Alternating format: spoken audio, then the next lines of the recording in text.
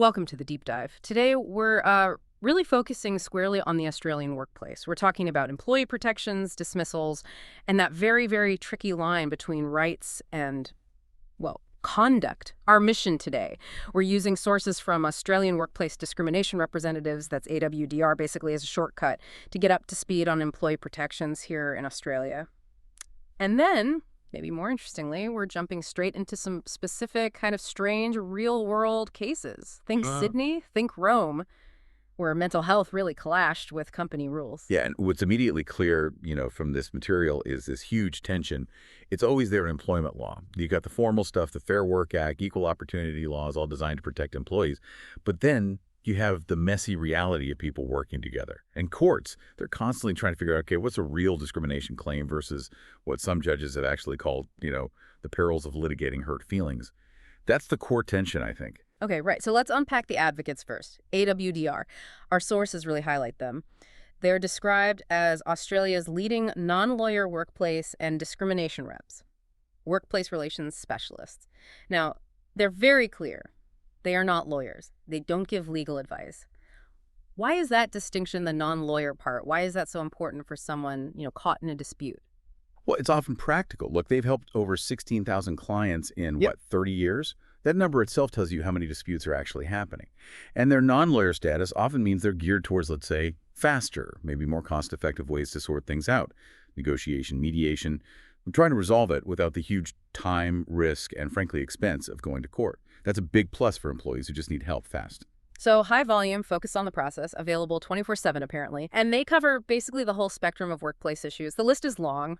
Non-genuine redundancy, sexual harassment, bullying, serious misconduct, and of course, unfair dismissal, being fired without a fair reason or the right steps being followed. And within that, we absolutely need to flag one key term straight away: constructive dismissal. For you listening, this is really important. It's when an employee feels forced out. They end up resigning, but only because the workplace became so toxic, so unbearable, that they felt they had no other real choice. AWDR stresses this point, that kind of forced resignation. It's seen as unlawful because it was the employer's actions that led to it. Okay, so we've got the roles of the game laid out. Now let's push those boundaries a bit. Let's look at the messy reality, the things courts have actually ruled on. This is where we get into conduct, the breaking points maybe, where protected status meets, well, behavior, that's just not okay. Exactly. And that's the million-dollar question, isn't it? For every employer, every employee, when does behavior that might be linked to something protected, like, say, a mental health condition, when does that cross the line? When does it stop being about the condition and just become, simple, unprotected, unacceptable conduct? We're about to look at some cases that give some pretty surprising answers. Let's kick off right here in Australia. Case A, the Bingley sales clerk. This sounds like a perfect example of a court pushing back against purely emotional claims. So this involved a Miss Meshram, an Indian sales consultant in Sydney. She resigned, then launched a legal claim, alleged sex and racial discrimination, bullying too.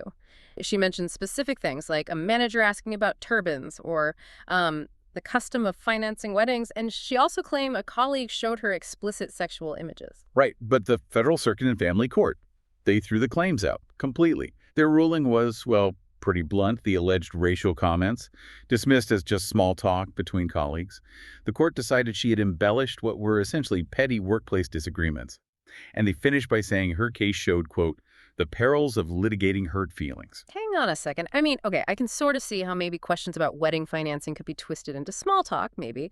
But how does a court dismiss a claim about showing explicit sexual images as just a petty disagreement? That seems significant. How do they just gloss over that? Well, it really speaks to the court's overall view of the claim's credibility, I think. They seem skeptical about the whole pattern she presented. But hold on. Here's the really staggering part of this case. She lost, right?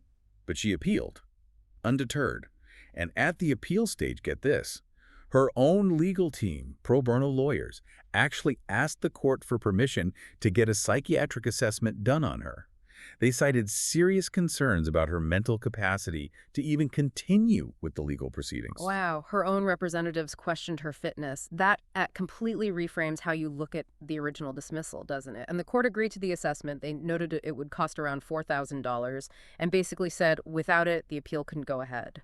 That feels like the legal system acknowledging, okay, capacity is complex when claims keep getting dismissed as having no merit. It absolutely does. It really highlights that when the evidence seems to point more towards subjective feelings or, embellishment rather than actual objective discrimination, the system has to ensure the person understands the implications of dragging things out. Okay, let's shift gears dramatically. Off to Rome. Case B. The singing bus driver on anxiety leave. This one. This one sounds almost like something out of a movie. Okay, so a Rome bus driver is off work. He's got medical certificates confirming anxiety disorders. But his employer, the Laziale Transport Company, they're suspicious about how long he's been off. Fair enough, maybe. So they hire private investigators and the PIS. They find the driver in a local bar singing, playing the piano for patrons. So the company fires him. This was back in 2020, their reason. Engaging in activities completely incompatible with his status as someone recovering from anxiety. Yeah, this is just a classic case of an employer making a big assumption. Yeah. And it really costed. They assumed, look, if you're too anxious to drive a bus, surely you're too anxious to, perform in public. But it went all the way to Italy's Supreme Court. And the company lost. Big time. Why, though? I mean, wouldn't the employer have a reasonable worry? Like, is this guy faking it? Or maybe he's just not going to be fit to come back to work. The Supreme Court basically said the company completely failed to prove that singing in a bar was incompatible with his psychophysical recovery. That was the key phrase. In fact, they agreed with the lower courts. They suggested that singing, playing piano, it's a leisure activity. It might actually have helped his recovery from anxiety. They essentially treated it like therapy, not fraud. That's incredible. So dismissal overturned, he gets reinstated, and they had to pay him damages, too. About $3,800 roughly. That's a huge statement, isn't it? About an employee's autonomy, their right to manage their own mental health recovery how they see fit. Definitely. Now let's pivot again to the UK this time. Case C, the profane chef. This one offers a really critical lesson about disability, discrimination, and crucially, procedural fairness. That's a concept that's highly relevant back here in Australia, too. Okay, the profane chef. Abby Garner, a junior chef at a hotel. Fired after a really loud, sweary argument with a colleague who happened to be her ex-partner near the spa reception. Apparently she was yelling things like, "You fucking made me love you, then you cheated on me." That sounds like pretty clear-cut, serious misconduct, doesn't it? Especially near guests. How on earth did she win against being fired for that? She won because of the process, or rather, the lack of it, not because the conduct itself was okay. An employment tribunal ruled her dismissal was discriminatory. Why? Because they decided her inability to control that outburst, that anger, was directly linked to her diagnosed mental health disability, specifically anxiety, depression, and also polycystic ovary syndrome, PCOS. So she was protected under the UK's Equality Act. Right. So the argument was her health condition caused the really serious misconduct. Is that it? Precisely. And here's the absolutely crucial point for employers everywhere, including Australia. The hotel messed up its duty to get medical evidence before they fired her. Now, the tribunal actually agreed she posed a genuine risk, given the outburst, but they ruled that the failure to properly investigate and consider the link between the outburst and her disabilities, that failure was disability discrimination. And that failure cost the hotel quite a bit, around $27,000. Wow. It really shows that how bad the behavior was can sometimes take a back seat to whether the employer followed the right steps, especially if a disability might be involved. That's the absolute key takeaway right there. It proves that a proper investigation, especially getting that medical input when needed, that often decides the outcome much more than the initial incident itself. Okay, there was one more case mentioned briefly in the sources about a teacher in the U.S., something about Satan worship. Yes, the U.S. case. Chris Martin, a primary school art teacher, summarily dismissed. Why? His social media post blew up. He'd admitted having bipolar disorder and experiencing psychosis. But he also posted images related to Satan worship, things like kill the poor, float with the police.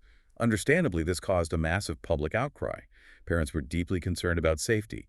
It's a different context, obviously, different legal system, but it touches on that public perception angle when conduct and mental health collide. Right, another complex layer. Okay, so bringing all this back home, we've looked at these international examples. We've got the basics from AWDR.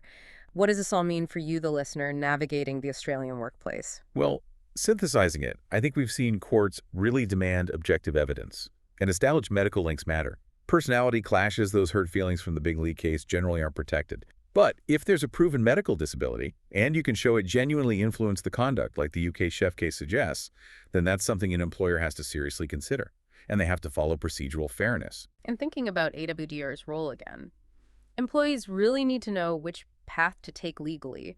Our sources hammer this point. It's a common and potentially costly mistake to confuse an unfair dismissal claim with a general protections claim. Yeah, the consequences of getting that wrong could be pretty significant, put simply.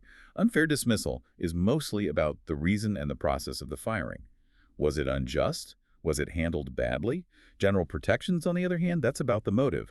Were you fired because you used a workplace right, like taking sick leave, or because of a protected characteristic, like a disability? If you file for unfair dismissal when the real issue was discrimination, you might miss deadlines or limit what remedies you can get. And finally, circling back to the profane chef case one last time, that emphasis on process is just so critical, isn't it?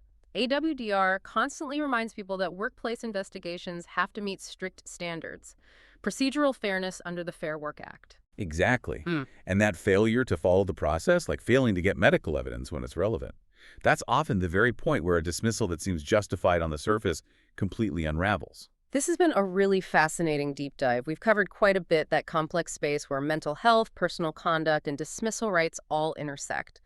We went from what a court called workplace small talk, sparking years of legal battles, all the way to the legal impact of yelling profanities in a hotel lobby.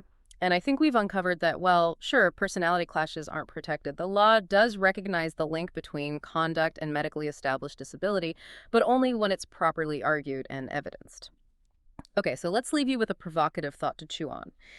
If Italy's highest court can rule that a bus driver singing in a piano bar actually aids his recovery from anxiety and therefore protects him from being fired, how much weight should employers give to employees' totally private off-hours conduct, especially conduct that has zero immediate link to their actual job performance when deciding if they're ultimately fit for the job? It's a tricky one. Ultimately, the more you understand the framework, the protections available, and that crucial line between just feeling wronged and having objective evidence, the better off you'll be. We definitely encourage you to keep exploring these distinctions.